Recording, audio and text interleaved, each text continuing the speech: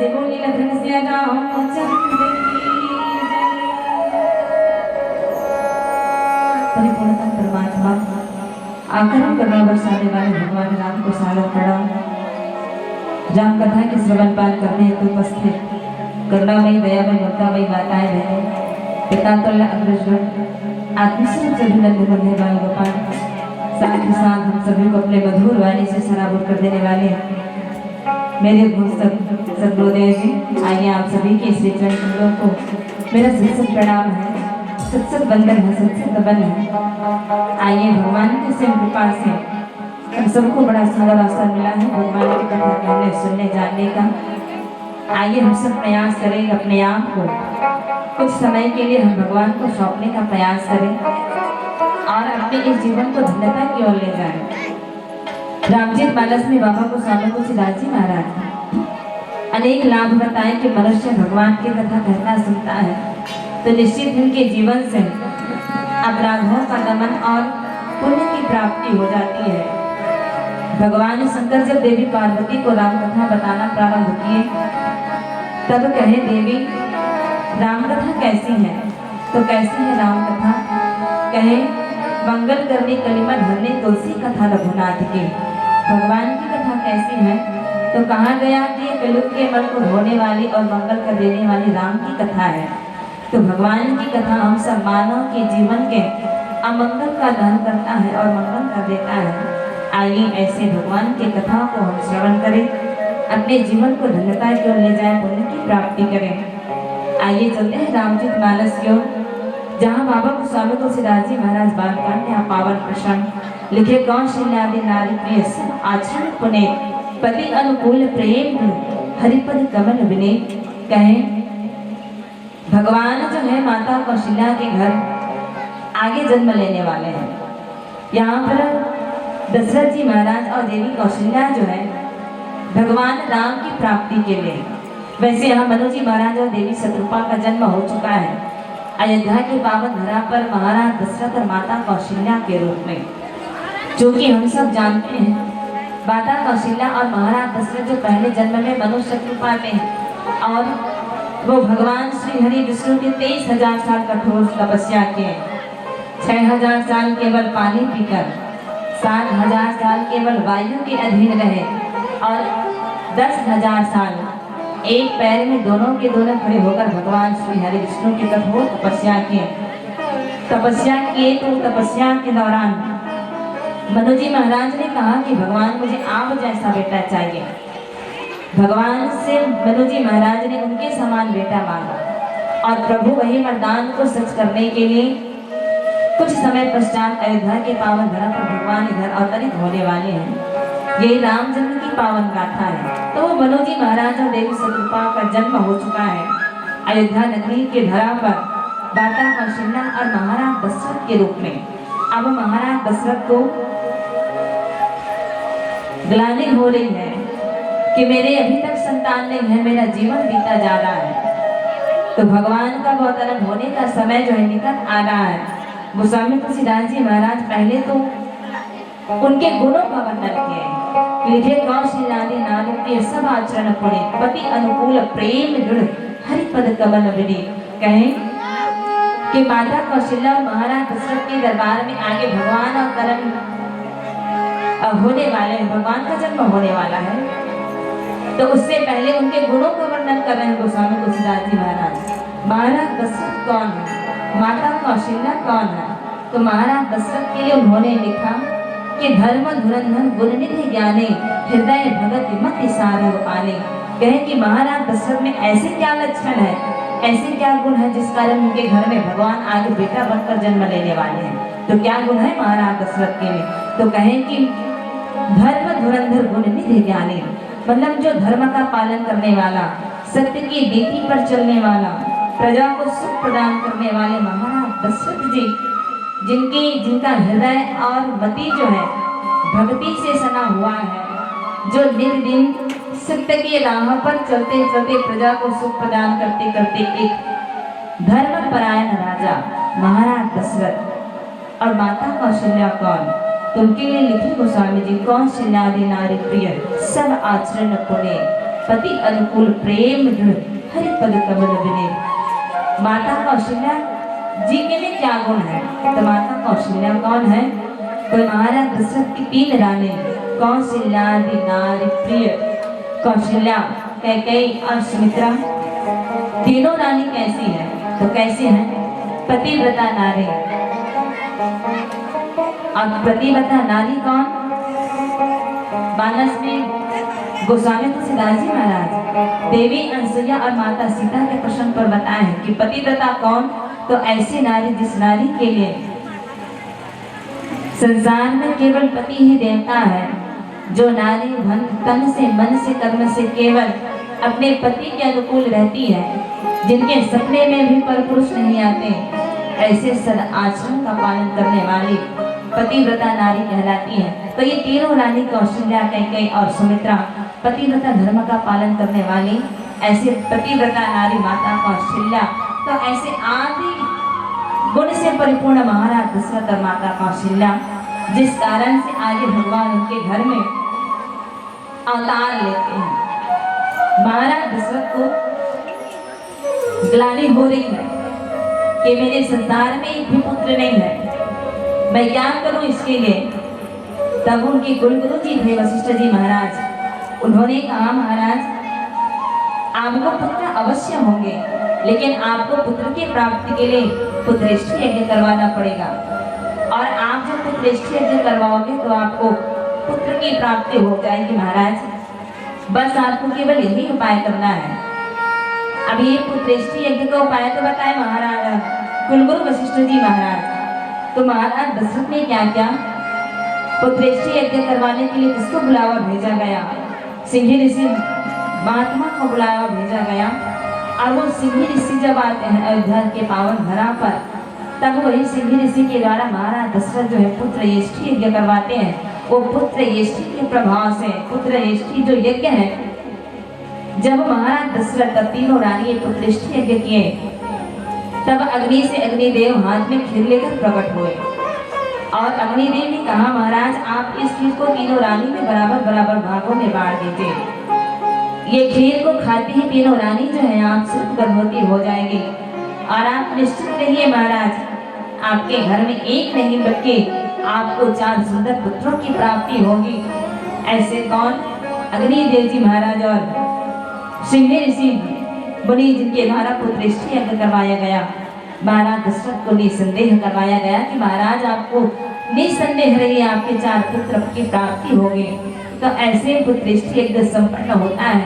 अग्नि से अग्निदेव हाथ में खीर लेकर प्रकट हुए, उसको महाराज दशरथ को दिए, कहा महाराज आप इस खीर को तीनों रानी में बराबर बराबर भागों में बांट दीजिए। जैसे तीनों रानी खीर खाएंगी वो आप सब गर्भवती हो जाएंगी, और तीनों रानी जो है वो खीर को ग्रहण करती है। वैसे तो खीर का 2 भाग हुआ, महाराज दशरथ ने वो खीर का केवल 2 भाग किए, एक भाग कौशल्या के लिए और दूसरा भाग कैकेयी के लिए। तो जो दोनों रानी थी वो अपने अपने हिस्से की खीर का फिर आधा आधा भाग करती है।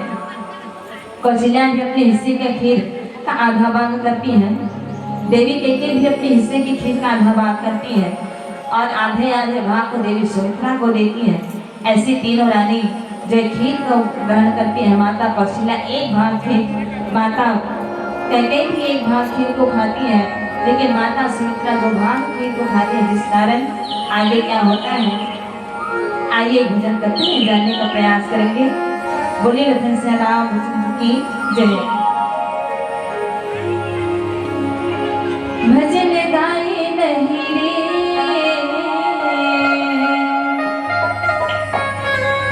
कीर्तन गाए नहीं ना, नरतन ला पाके काबले को देखना रे। भजन गाए नहीं रे कीर्तन गाए नहीं ना, नरतन ला पाके काबले को देखना रे। भजन गाए नहीं रे कीर्तन गाए नहीं ना, नरतन ला पाके काबले को देखना रे। भजन गाए नहीं रे।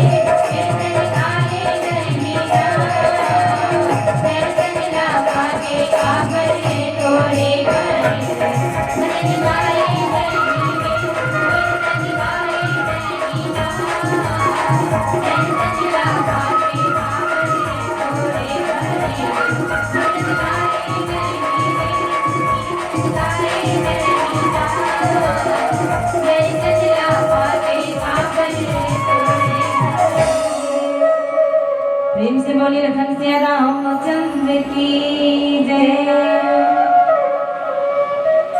ऐसे महाराज दशरथ की तीनों रानी माता कौशल्या, माता कैकेयी और माता सुमित्रा जो है तीन भाग तीनों रानी जो है आपस में खीर को ग्रहण करती है। अब जैसे खीर खाए कि तीनों रानी जो है आप स्वरूप गर्भवती हो गई और भगवान के गर्भ में आ गए। आने के बाद गोस्वामी जी लिखे कि जो लगन ग्रह बाद विधि सकल भय अनुकूल चर अरु अचर हर्ष जो राम जन्म सुख मोल। भगवान जो है माता कौशल्या, कैकेयी और सुमित्रा के गर्भ में आ गए और पूरे पृथ्वी लोक में पूरे वातावरण में कहे एक नया सा वातावरण छा गया। सब अपने आप अनुकूल हो गए। कैसे अनुकूल हो गए? किस योग में भगवान का अवतार होने वाला है ये पहले से तय हो गया। किस लगन में भगवान धरती लोक पर नर्तन का अवतरण लेंगे इसका भी पहले से तय हो गया। किस तिथि, किस दिनांक, किस समय, किस वार को, किस मुहूर्त में, किस ग्रह, किस नक्षत्र में भगवान का मानव तन के रूप में संसार में अवतरण होगा, ये सब पहले से तय हो गया। देखिए भगवान अभी नर्तन धारण नहीं किए हैं पर भी संसार में सब अपने आप अनुकूल हो गए। जैसे आज के दिन में क्या अनुकूल है? आज के दिन में जब कोई स्त्री गर्भवती होती है तो डॉक्टर के पास जाते हैं चेकअप करवाने के लिए और डॉक्टर अभी लगभग सही डेट बता दिए रहते हैं। वो अलग बात है, एक दो दिन आगे पीछे हो जाता है पर संभावना दिन तिथि को डॉक्टर जो है बता दिए रहते हैं। वैसे उस युग में भी जब भगवान का नर्तन के रूप में अवतरण हुआ सब पहले से तय हो गया। कि किस जोग में, किस लगन में, किस बार को, किस तिथि में, किस समय में, किस नक्षत्र और मुहूर्त में भगवान मानव तन धारण करेंगे। सब पहले से तय हो गया, सब अपने आप में अनुकूल हो गए कि अब भगवान अवतार लेने वाले हैं करके सब सुझा दिया। कहें अब उसके बाद सब तय होने के बाद वो समय भी आ गया जब भगवान संसार में तन धारण करके आए। कहे नवमी तिथि मधुमास पुनीता, शुक्ल पक्ष अभिजीत हरि प्रीता, मध्य दिवस अति शीत न घामा, पावन नाम रूप विश्रामा। कहे कि चैत का महीना, नवमी तिथि, शुक्ल पक्ष और बड़ा पावन समय, जिस समय भगवान ये धरती लोक पर मानव के तन में अवतरित हुए। कहे उस समय पूरे धरती लोक में एक नया सा वातावरण छा गया। कैसे? शीतल मंद सुर विमल भाव, सज्जित सुर संतन मन चाव। कहे कि बयार जो 3 प्रकार से बहने लगे।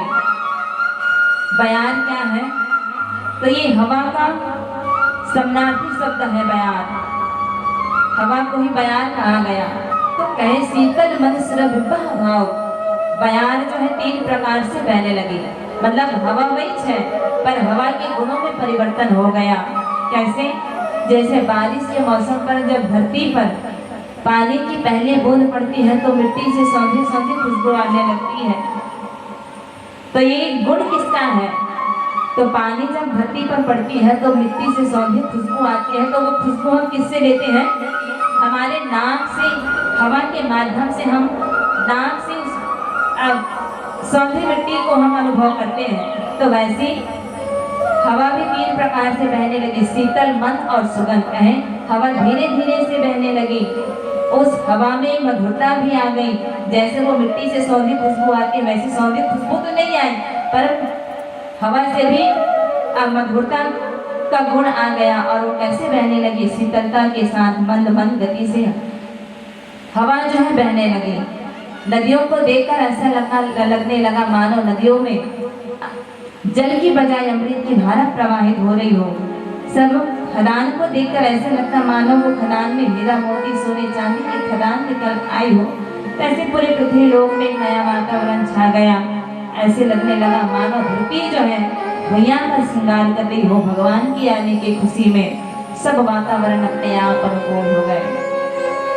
इस बात को गोस्वामी तुलसीदास जी महाराज रामचरितमानस पर जब देवी पार्वती का जन्म हुआ राजा हिमांचल के दरबार में, वहां पर भी इस बात को गोस्वामी जी ने लिखा है कि पृथ्वी जो है अपने आप अनुकूल हो गई, पूरा संसार जो है अनुकूल हो गए।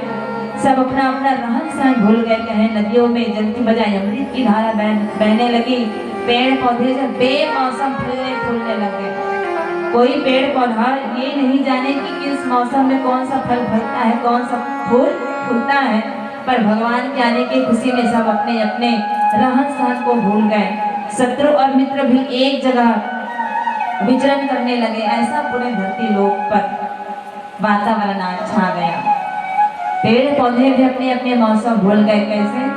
जैसे एक फूल पर गाना बने हैं छत्तीसगढ़ में कि परसा के फूल फागुन माह फूलते। ये परसा फूल के विशेषता है कि वो सिर्फ फागुन में फूलते। अब फूल किसे हरे जेला हम सब ला खेत खलिहान में देखे बरने भी जो लाल लाल संतरा कलर के फूल हुई हरे परसा फूल। अब वो फूल 12 महीना में केवल एक महीना में फूलती के है जिस फागुन में। अब एक बड़ा सुंदर गीत बने हैं कि परसा के फूल फागुन माह फूलते। तो ये परसा फूल की विशेषता है कि वो फागुन में फूलते। और जिसे हम सब ला भी आम के फल खाए बर मिली, ये मौसमी फल है आम के फल कीजिए हम सब लोग गर्मी के मौसम में खाए बर मिलते। वो अलग बात है कि बेचने वाला को हम सब लोग कोई भी मौसम में कोई भी फल खिला देते, पर हर पेड़ के अपन अपन फले के मौसम है। पर जब भगवान के अवतार हुए संसार में तब सब पेड़ पौधा जो अपन अपन मौसम में भूल गए कि कौन से फूल का मौसम में फूलते, कौन से पेड़ का मौसम में फलते। कोई अपन मौसम की जानकारी नहीं है। और बड़ा धरती लोक में इसे वातावरण के साथ भगवान सुंदर चैत के महीना नवमी तिथि शुक्ल पक्ष न घाम के समय रिहिस की न संध्या के समय एकदम मध्य काल में पावन काल में भगवान यह धरती लोक में प्रकट हुई। और सबले पहले तो माता कौशल्या ला दर्शन करा थे भगवान अब आज दर्शन करा दे, आओ वे भोजन कर जाने के प्रयास करते हैं। बोलिए लक्ष्मी श्री रामचंद्र की जय।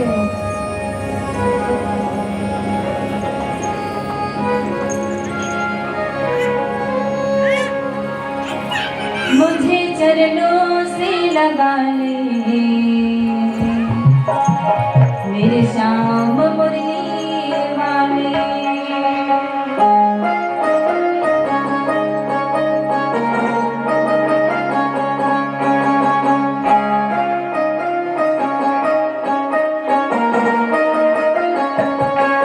मुझे चरणों से लगा ले मेरे श्याम मुरली वाले, चरणों से लगा ले मेरे श्याम मुरली वाले, मुझे चरणों से लगा ले मेरे श्याम मुरली वाले, मुझे चरणों से लगा ले मेरे श्याम मुरली वाले।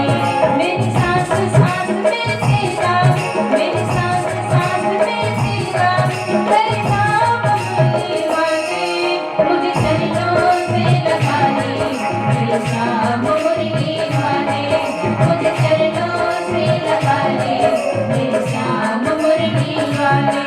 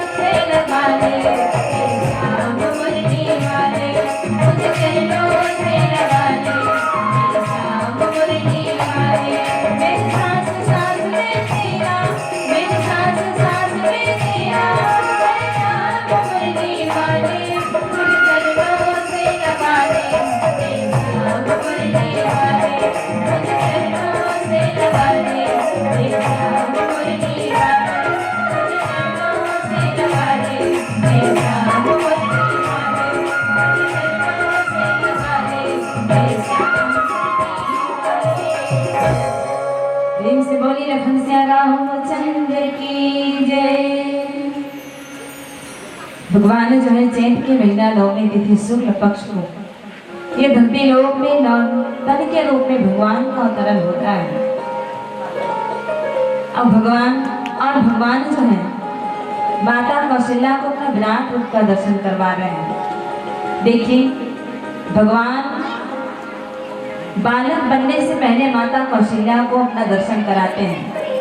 कैसे दर्शन कराएं कि विराट रूप में भगवान जो माता कौशल्या को दर्शन कराते हैं और माता कौशल्या को दर्शन कराते कराते भगवान जो है माता कौशल्या को उनको पहले जन्म की बात याद करवा रहे हैं। जिस जन्म में देवी कौशल्या जो है शत्रुपा का देह पाकर भगवान विष्णु से वरदान मांगे थे, वो वरदान को भगवान माता कौशल्या को याद करवा रहे हैं। देवी कौशल्या को वो बात जब याद आती है, तब माता कौशल्या जो हाथ जोड़ के विनती करती है, कहती है भगवान आप ये रूप को छोड़ दीजिए और सुंदर बालक बन जाइए और मेरी गोद में खेलिए प्रभु। अगर ऐसे आप विराट रूप में रहोगे तो मुझे मैं माँ होने का सुख कैसे प्राप्त करूंगी। भगवान ये विराट रूप को छोड़ दीजिए और बालक बनकर सुंदर मेरी गोद में खेलिए, मुझे माँ होने का सुख प्रदान करिए प्रभु। अगर आप ऐसे विराट रूप में रहोगे तो मैंने जो वरदान मांगा है वो वरदान पूरा कैसे होगा। और क्या वरदान मांगी है माता कौशल्या और महाराज दशरथ ने, कहा कि चाहो तुम समान सुत प्रभु सन कवन दुराओ। क्या वरदान मांगे हैं, मुझे आप जैसा बेटा चाहिए प्रभु। ये कौन मांगे हैं, देवी शत्रुपा और मनु जी महाराज पहले जन्म में, जिनका दूसरा जन्म हुआ है राजा दशरथ और कौशल्या के रूप में। तो वही बात तो देवी कौशल्या याद करते हुए भगवान को कहती प्रभु अपना ये रूप को छोड़ दीजिए और सुंदर बालक बन जाइए, मेरी विनती है और मेरी गोद में खेलिए, मुझे माँ होने का सुख प्रदान करिए। तब भगवान श्री हरि जो अपने विराट रूप का दर्शन करवा रहे थे देवी कौशल्या को, सुंदर बालक बनकर माता कौशल्या के गोद में भगवान अब रोने लगा। पहले भगवान विराट रूप का दर्शन करवाए माँ कौशल्या को, और जब माता कौशल्या स्तुति की तब भगवान बालक बनकर रोने लगे। और देखिए प्रभु आज माता कौशल्या के दरबार में महाराज दशरथ और देवी कौशल्या के दरबार में एक नहीं बल्कि अंशों सहित अवतरण हुए हैं। चारों भाई के रूप में भगवान अयोध्या नगरी पर जन्म लेकर भगवान रोने लगा। और जब रोना की आवाज सुनी पूरे अयोध्या के वासी सब इधर उधर दौड़ने लगे, भागने लगे, खुशी के मारे कि महाराज दशरथ को अब पुत्र की प्राप्ति हो गई है। ये सोचकर सब इधर उधर दौड़ने लगे, भागने लगे और जाकर महाराज दशरथ को खबर सुनाए। कहे महाराज महल में बच्चों का जन्म हो गया है, रोने की आवाज आ रही है महाराज, दरबार में बच्चों का सुंदर जन्म हो गया है। ऐसे वहां के नगरवासी खुशी के मारे जाकर महाराज दशरथ को खबर सुनाने लगे। महाराज दशरथ जब ये खबर सुने कहे कि ब्रह्मानंद में समा गए। दशरथ पुत्र जन्म सुन काना मानव ब्रह्मानंद समाना, कहे महाराज दशरथ ब्रह्मानंद में समा गए। और ये आनंद में सबसे बड़ा आनंद है कहा जाए। देखिए हम सब व्यक्ति का एकदम साधारण आदत है या व्यवहार कहा जाए, जैसे हम थोड़ा बहुत अच्छा हन या बने हन या खुशी में हन तो हम सब पूछते कैसे हंसदा बने हो। लेकिन अगर आदमी बहुत ज्यादा खुश है ना तो बड़ा प्रसन्नता के साथ बताते, वो बताए के भी तरीका लगता है, बहुत खुश हो भैया मेरा। आप उतना भी खुश हो ना तो कई बार इससे होते कि कोकर से आप बहुत ही ज्यादा खुश हो, खुश से भी बहुत ज्यादा खुश। और देखो हिंदी में भी आनंद में का लगा है कवि मन, जैसे आनंद स्वाभाविक बात है, खुशी के पर्याय समानार्थी शब्द है आनंद, मतलब खुश रहना, मतलब समानार्थी शब्द है आनंद में रहना। और हिंदी के व्याकरण के अनुसार आनंद बहुत ज्यादा है तो हमें अति लगा दिए गए हैं, तो आनंद अति आनंद। और यहाँ महाराज दशरथ के लिए गोस्वामी में जो लिखे ब्रह्म पुत्र जन्म सुनिकाना मानव ब्रह्मानंद समाना, महाराज दशरथ ब्रह्मानंद में समा गए। तो ये ऐसे आनंद है जो आनंद और अति आनंद से भी ज्यादा है, मतलब स्वाभाविक बात है।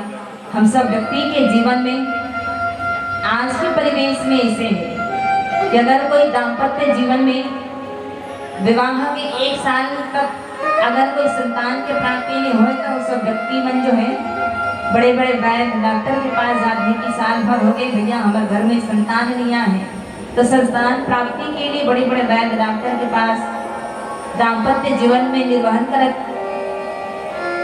व्यक्ति बना संतान प्राप्ति के लिए बड़े बड़े वैद्य डॉक्टर के पास जाते हैं। और महाराज दशरथ के जीवन तो ऐसे जगह जीवन की पूरा 75 वर्ष निकल गए और कहेंगे से 75 वर्ष चौथापन, मतलब जे अवस्था में व्यक्ति नाती पोता वाला हो जा रहे थे, ऐसे उम्र में महाराज दशरथ बाप बने हैं। जे उम्र में व्यक्ति के बाल पकना शुरू हो जाते, दाढ़े मूंछ पकना शुरू हो जाते, जे व्यक्ति के जे उम्र में व्यक्ति अपन गृहस्थी जीवन ला छोड़ के भगवत प्राप्ति की ओर आगे बढ़ जाते हैं, कहीं जाए कि नाता पोती वाला भी हो जाते।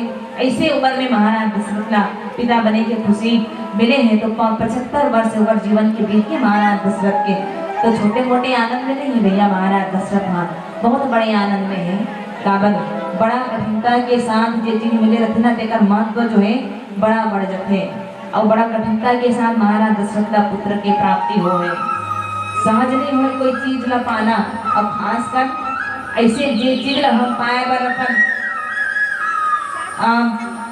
कहा जाए पूरा संपत्ति ला लगा देथन या जेकर प्राप्त करे बर हम अपन निज इच्छा ला भी छोड़ देथन, तो वो चीज ला प्राप्त करना आसान नहीं है और छोड़ना भी आसान नहीं। तो ऐसे महाराज दशरथ के जीवन में 75 वर्ष बीते के बाद सुंदर पुत्र के जन्म हुआ है, जेकर कारण बस महाराज दशरथ बड़ा आनंद है।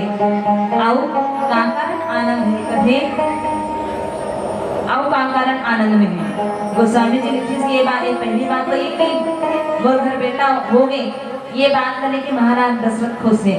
लेकिन दूसरा बात का कहे कि महाराज दशरथ ये जाना थे कि उनका घर में जो बेटा बन के आया है वो वास्तव में कोई साधारण व्यक्ति नहीं है, बल्कि कौन है? साक्षात भगवान है।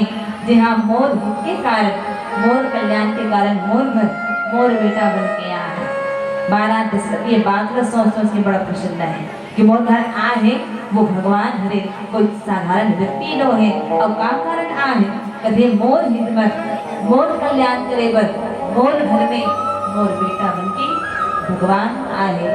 ये कारण महाराज दशरथ बड़ा गदगद हो गए। पूरा अयोध्या नगरी में जब बच्चा मन के रोए की आवाज सुनी तो पूरा अयोध्या नगरी में चारों तरफ बाजा नगारा जो है बाजना शुरू हो गए। आकाश मार्ग में अप्सरा जो है नृत्य करना शुरू हो गए।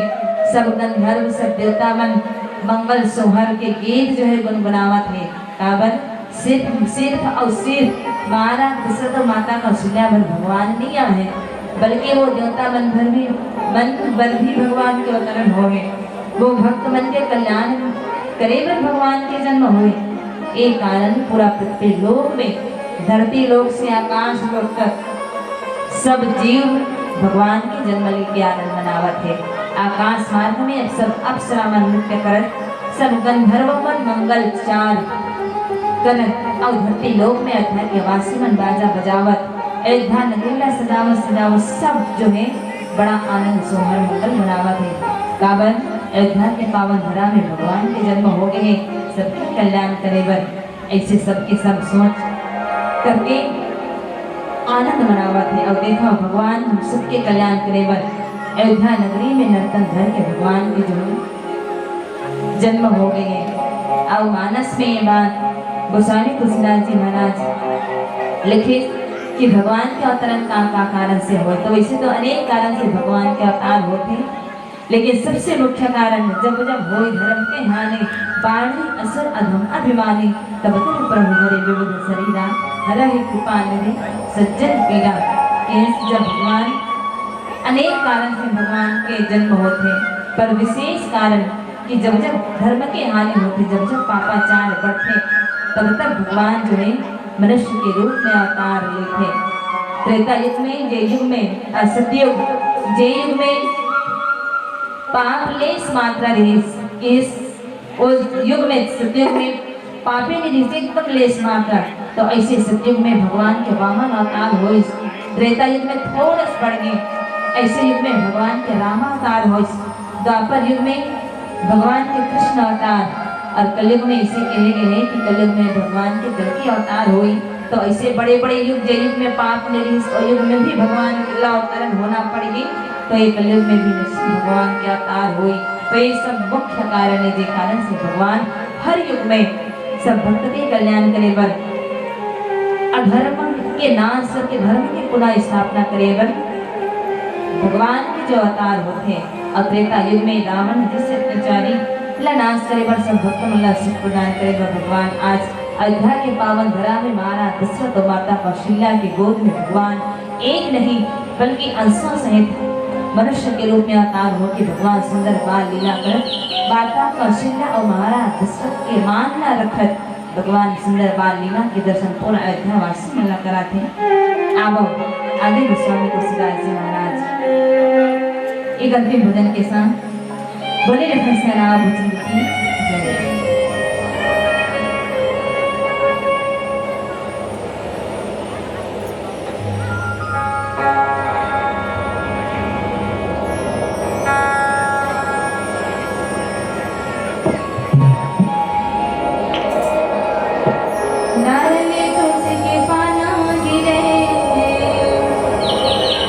देखो भैया मजी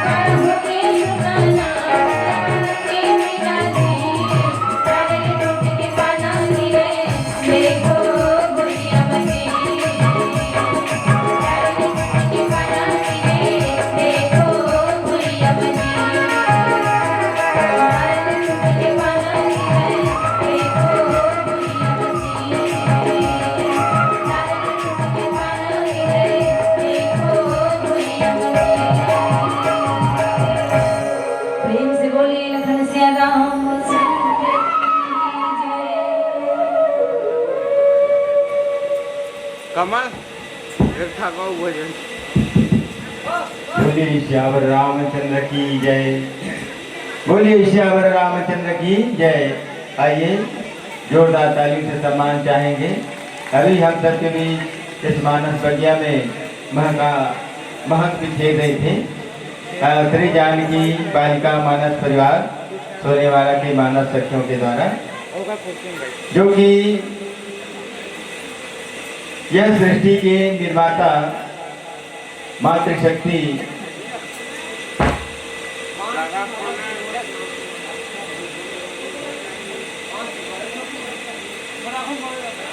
अच्छा ठीक है। आपके सुमधुर गीत संगीत व्याख्यान से प्रसन्न होकर मिथिलेश जी ने अपने अग्रजों के नाम से भगवान के चरणों में समर्पण किए हैं। आदरणीय श्री भान सिंह जी, आदरणीय श्री अवधराम जी, आदरणीय श्री कुंवर जी सूर्यवंशी परिवार की ओर से मंडली को सादर सप्रेम 50 रुपये समर्पण दिए हैं।